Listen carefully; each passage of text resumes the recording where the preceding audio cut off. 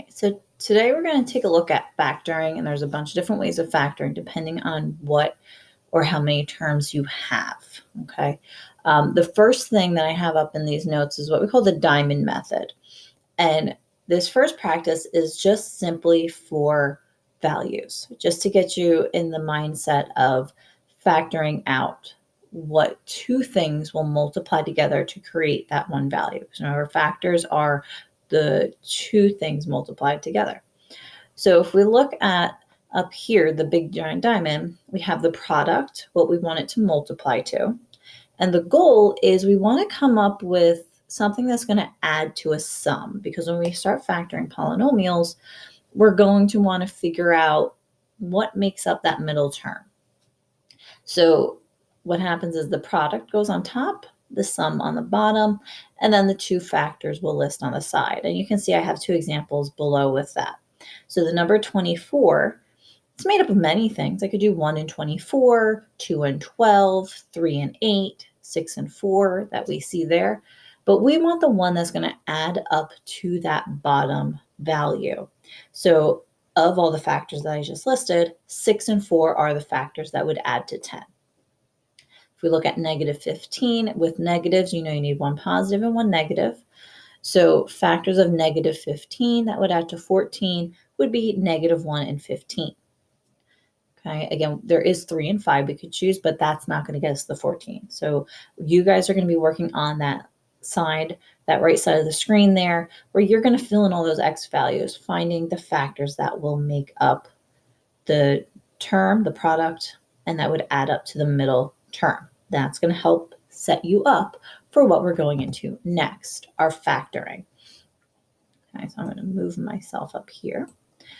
So first thing you always want to do with factoring, always, always, always check your GCF. Checking for your greatest common factor. Because if you can make things smaller, that's the goal of factoring. Make it as small as possible. So by looking for that GCF, it'll help make things smaller for us to then possibly factor in one of these 4 ways underneath it. And those 4 ways I'll get to in a second. It just depends on how many terms there are.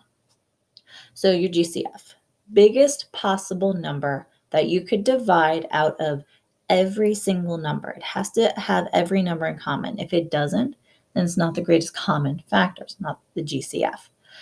And then the other side of it is your variables. Your variables have to be the smallest exponent that you can subtract out amongst all common variables. So all x's, if I can subtract out the smallest one, all y's, can I subtract out the smallest exponent? Those are your GCFs.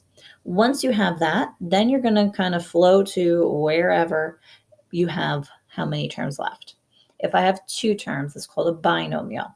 The only possible way you can factor 2 terms is by using perfect squares, or difference of 2 squares.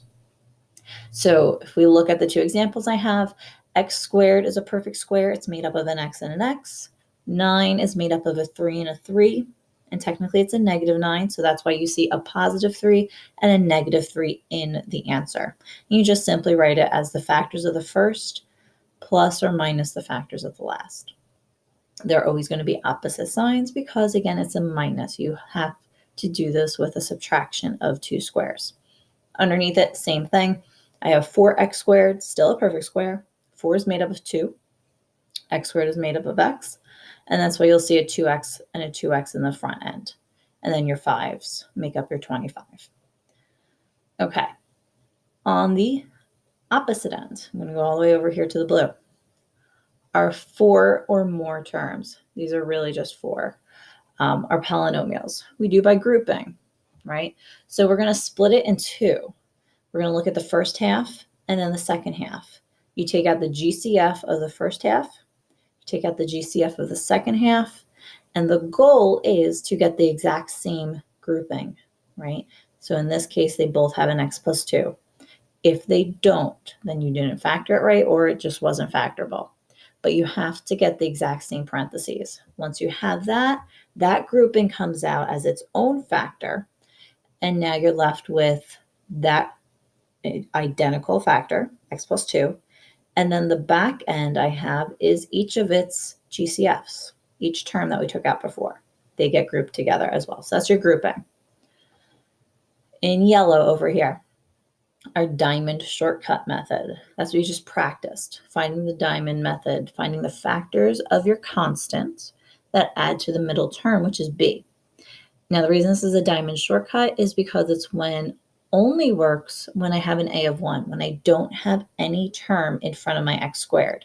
As long as there's no terms in front of that x squared, I can simply take the factors of c and find the ones that would add up to the b term. And you can see I made my diamonds just like on the previous page. So in the first example, factors of 6 that add to 5 are 2 and 3. In the bottom example, factors of negative 36 that add to 9 are 12 and negative 3. And those are the values that I place inside my parentheses. Now in green, and it's green because it's yellow and blue on each end, put them together. So the diamond shortcut plus the grouping creates our middle one, this green part. That's when a is not 1.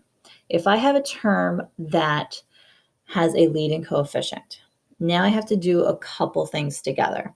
First off, I have to multiply the constants and the coefficient. So the a and the c have to get multiplied. So I'm going to talk about this example while I discuss it. So 2 is my leading coefficient, 12 is my constant, 2 times 12 is 24. I want to figure out now the diamond method, factors of 24 that add to the middle term, which is 11. So factors of 24 that add to 11 are 8 and 3. I can then split that middle term into 8x plus 3x, and then do the grouping method we talked about before. Okay, now real quick, the reason we didn't have to do a times c in the shortcut method is because a was 1. And if I multiply anything times 1, it's still itself. So technically, I did do 6 times 1. I just didn't write it out. Okay, it didn't affect the problem that much. But again, diamond with grouping, this is when I have something other than 1 in front, and I'm going to multiply the leading coefficient times the very last term, your constant, to get my top value for the product to find my factors of, and then I go into grouping. So I suggest you might want to keep this handy, especially those of you who have trouble factoring, so that way you have something that you can kind of reference. Okay, I'm going to go through some example problems at this point.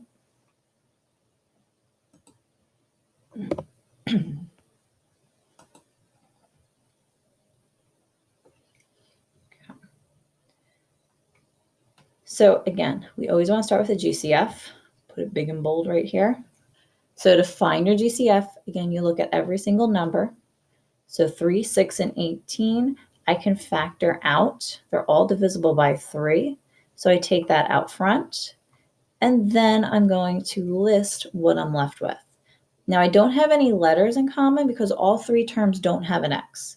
So I don't have to worry about that part. But we're going to divide. 3 divided by 3 is 1, and then the x cubed. 6 divided by 3 is 2, and then the x squared.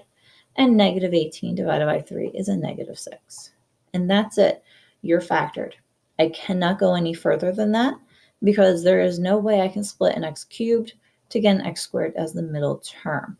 Just so you are aware, the first term, if I could factor further, the first term and the middle term would have to be able to be split evenly. So this would be like if I had x to the 4th, then I could split it into an x squared. Can't split an x cubed evenly.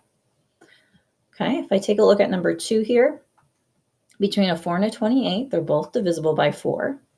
And now I see they both have an x. So I'm going to take the x and the smallest exponent, which is 2. You always take the smallest, because if I take the biggest exponent, what's going to happen is we'll be left with negatives. We don't want negative exponents.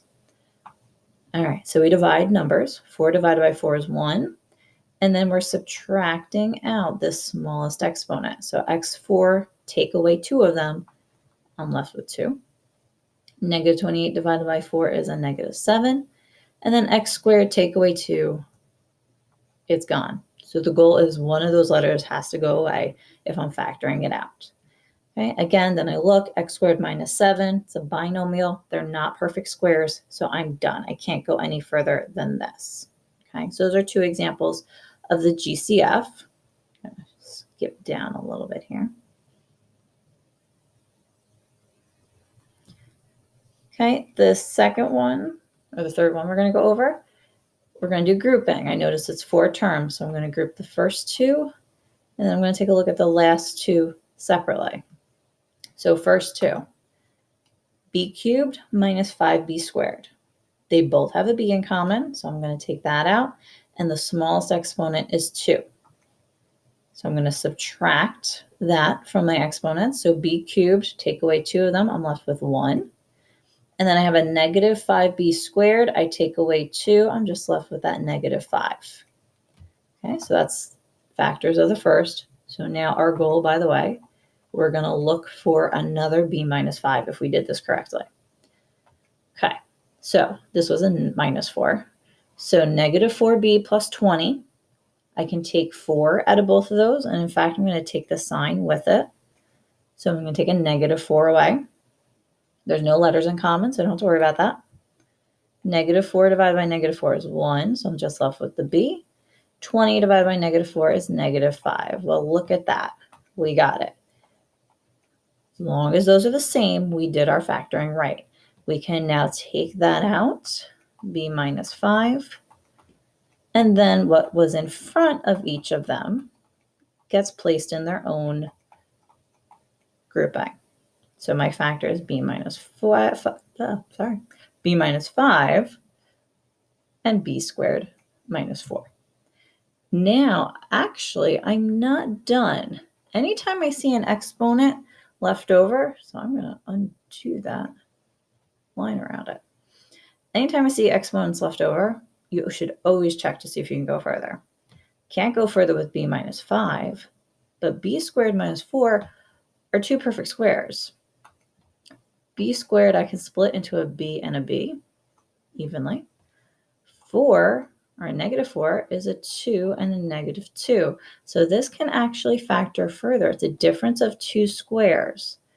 So my final answer, and we're going to get a little bit later on in the year, we're going to talk about factoring everything fully, completely, giant polynomials. That b minus 5 that we took out originally, that's still there. And then I have b plus 2 and b minus 2 for my difference of 2 squares. Now I'm fully done. All right, and the last one we're going to go through is number 8 over here. So we're going to take a look. GCF first. All of them are divisible by negative 2. So that's coming out. They all have an x. So an x is coming out. And I'm taking away that smallest exponent, which is 2. Okay. Negative 2 divided by negative 2 is 1. X to the 4th, take 2 away is x squared. 16 divided by negative 2 is a negative 8. X cubed, take 2 away, is just x to the 1st. And negative 32 divided by negative 2 is a positive 16.